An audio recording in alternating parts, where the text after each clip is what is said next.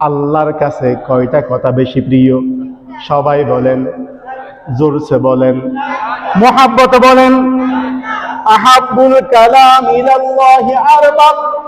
আল্লাহর হাবিব বলেন, আল্লাহর কাছে 4টা কালাম, 4টা কথা বেশি প্রিয়। এক নম্বর হচ্ছে সুবহানাল্লাহ।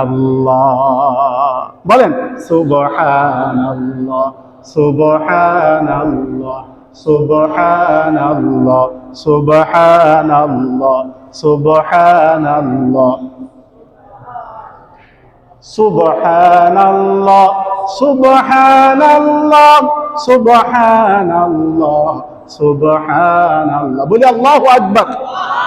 এই যে একবার আমি আপনি, একবার দুইবার তিনবার কয়েকবার সুবহানাল্লাহ বলেছি, আল্লাহর হাবিব এনশিওর করেছেন যে বান্দা একবার সুবহানাল্লাহ পড়বে, আসমান এবং জমিনের মাঝখানে যে ফাঁকা জায়গা আছে ওইটুকু আমলনামা তার কাঁধের মধ্যে দিয়ে দেবে। আসমান এবং জমিনের খালি জায়গায় ভরপুর করে তার কাঁধের মধ্যে, নেক আমলের মধ্যে একবার সুবহানাল্লাহ পড়লে আপনাকে দিয়ে দেবে। সুবহানাল্লাহ। তাহলে আল্লাহর কাছে কয়টা কথা বেশি প্রিয়? এক নাম্বার। দুই নাম্বার আলহামদুলিল্লাহ। বলেন আলহামদুলিল্লাহ, আলহামদুলিল্লাহ, আলহামদুলিল্লাহ, আলহামদুলিল্লাহ। আলহামদুলিল্লাহ বলতে বেশি সময় লাগে?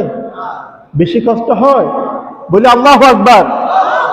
আলহামদুলিল্লাহ, আলহামদুলিল্লাহ, এই কথাটা আমার রবের কাছে বেশি প্রিয়। তিন নম্বরে আল্লাহ সুবহানাহু ওয়া তাআলার কাছে বেশি প্রিয় লা ইলাহা ইল্লাল্লাহ, লা ইলাহা ইল্লাল্লাহ, লা ইলাহা, লা ইলাহা ইল্লাল্লাহ, লা ইলাহা।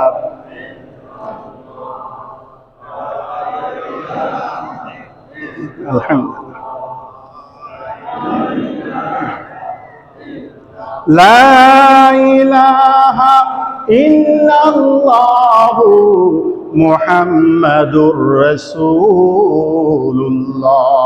সকলে পড়ি সাল্লাল্লাহু।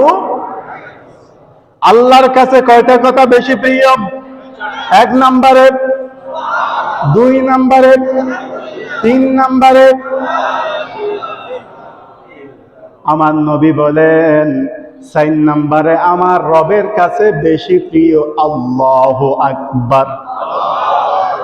বলি আল্লাহু আকবার।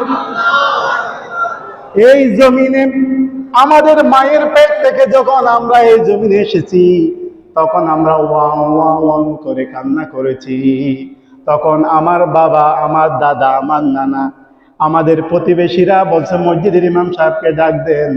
আর বাবা যদি উপযুক্ত পরহেজগারী হয় তিনি সন্তানের কান্না থামানোর জন্য আমার নবী থেকে একটা সুন্নাহ শিক্ষা পেয়েছেন। আল্লাহু আকবার, আল্লাহু আকবার। পৃথিবীতে বাচ্চা যখন ওয়াও ওয়াও কান্না করে, কান্না দিয়েছেন আল্লাহ আপনি আমাকে কোথায় পাঠিয়েছেন? এতদিন আলমে রহমি আমার মায়ের পেটের মধ্যে ছিলাম, রিজিকের কোনো টেনশন ছিল না। মায়ের নাভির সাথে আপনি আমার রিজিকের ব্যবস্থা করে দিয়েছেন। ও আল্লাহ, পৃথিবীবাসী কত নিষ্ঠুর, কত নিষ্ঠুর। পৃথিবীতে প্রথম পা দেওয়ার সাথে সাথে আমার মায়ের নাড়ি থেকে আমাকে বিচ্ছিন্ন করে দিয়েছে। আল্লাহ, আল্লাহ আপনি আমাকে কোথায় দিয়েছেন, কোথায় পাঠিয়েছেন? বান্দা যখন হাই হুতাশ হয়ে যায়, সঙ্গী সাথী পাই না, ওই বান্দা, ওই মাসুম বাচ্চা যখন আল্লাহু আকবার, আল্লাহু আকবার, দেখবেন আল্লাহু আকবার শব্দ শোনার সাথে সাথে ওই মাসুম বাচ্চা তার কানটা যেন ওই রবের তাকবীরের দিকে দিয়ে দিয়েছে। অটোমেটিকলি দেখবেন বাচ্চার কান্না থেমে গেছে। সুবহানাল্লাহ। এই জন্য আমার মুসলিম ভাই, এই 4টে জিকির সদা সর্বদা আল্লাহর হাবিব বলেছেন, আহাব্বুল কালাম ইলাল্লাহি আরবা, আল্লাহর কাছে 4টে কথা বেশি প্রিয়, সুবহানাল্লাহ, আলহামদুলিল্লাহ, লা ইলাহা ইল্লাল্লাহ, আল্লাহু আকবার। আমরা পড়তে পারবো না ইনশাআল্লাহ? এই জিকির হাঁটতে বসতে, আপনি যখন গাড়িতে উঠবেন, মোবাইলটা আপনি ডাটা চালু করে দুনিয়ার আজেবাজে কিছু না দেখে আপনি ইস্তেগফার করেন, মনে মনে জিকির করেন, সুবহানাল্লাহ, আলহামদুলিল্লাহ, লা ইলাহা ইল্লাল্লাহ, আল্লাহু আকবার। আপনি প্রতিদিন দেখতেছেন দেশের বিভিন্ন প্রান্তে গাড়ি অ্যাক্সিডেন্ট হচ্ছে, বিভিন্ন প্রান্তে অ্যাক্সিডেন্ট হয়ে মানুষ মৃত্যুবরণ করতেছে। আপনার আমার গ্যারান্টি কি? এটাও তো অ্যাক্সিডেন্ট হতে পারে। যদি ওই অবস্থায় আপনি মোবাইল দেখেন, নেগেট কোনো গান দেখেন, ইয়ারফোন কানে লাগে, ওই অবস্থায় যদি গাড়ি অ্যাক্সিডেন্ট হয়ে যায়, তখন গুনাহ করা অবস্থায় যদি আপনার মৃত্যু হয়ে যায়, ওই মৃত্যু হবে জাহান্নামের জিল্লতি মৃত্যু।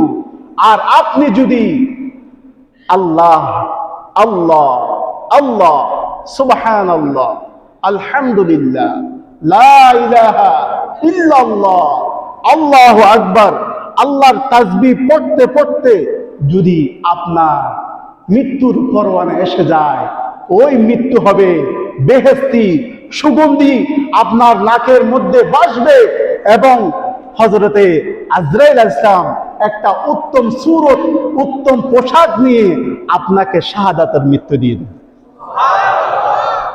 সদা সর্বদা আমরা কার জিকির করব? একটু জিকির করেন, লা ইলাহা ইল্লাল্লাহ,